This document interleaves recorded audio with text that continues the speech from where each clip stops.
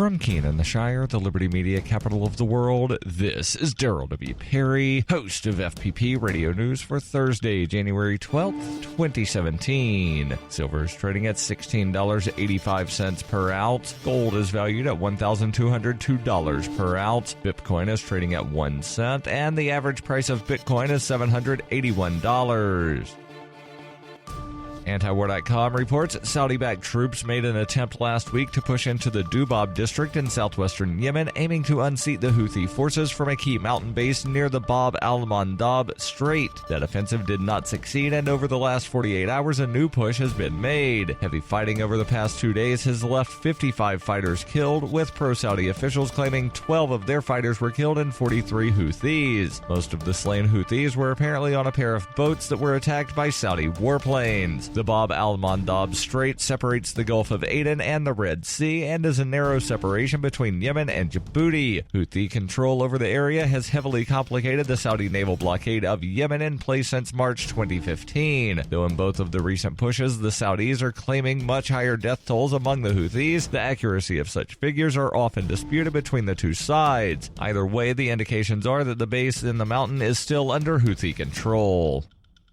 For nearly 40 years, Roberts & Roberts Brokerage has been a trusted source for buying and selling precious metals like gold and silver. They also take Bitcoin for precious metal purchases and have permanently removed the minimum purchase amount for all orders paid in the digital currency. Call Roberts & Roberts today for knowledgeable advice on buying and selling precious metals and a forward-thinking approach to new technologies. 800-874-9760 or visit online at rrbi.co. UPI reports a coalition of groups protesting the detention center at Guantanamo Bay, Cuba, marched from the Supreme Court to the U.S. Senate building on Wednesday, demanding that President Barack Obama close the prison as one of his final acts in the White House. A dozen of the roughly 60 protesters stood silently in a row wearing orange prison jumpsuits with black pillowcases over their heads as leaders criticized Obama and expressed concern about the policies of President-elect Donald Trump. Andy Worthington, co-founder of the Close Guantanamo Coalition, said Obama will tell you to the end that he failed in closing the prison because members of Congress. While Obama is right to acknowledge Republican opposition, Worthington said the president should have acted much earlier to overcome that resistance. In 2009, Obama signed an executive order to close the detention center. As of last month, Guantanamo held 59 prisoners. Trump said he would keep Guantanamo open and send even more prisoners there after he takes office. The White House said last week that Obama would likely transfer more inmates out of the facility before he leaves office. Organizations participating in the Guantanamo Bay Coalition include the National Coalition to Protect Civil Freedoms, Amnesty International, Code Pink, CARE, Veterans for Peace, and Witness Against Torture. When her plush and comfy life suddenly and unexpectedly fell apart, Brooke and her dog Cloud set out to defy the odds. If this is a man's world, as they say, living on the streets is no place for a young woman. One day she awoke in the redwood forest and realized she had become a hobo and would ultimately come to know exactly what it means to survive. How to Be a Hobo by Brooke Willett is available from Amazon.com and all major bookstores.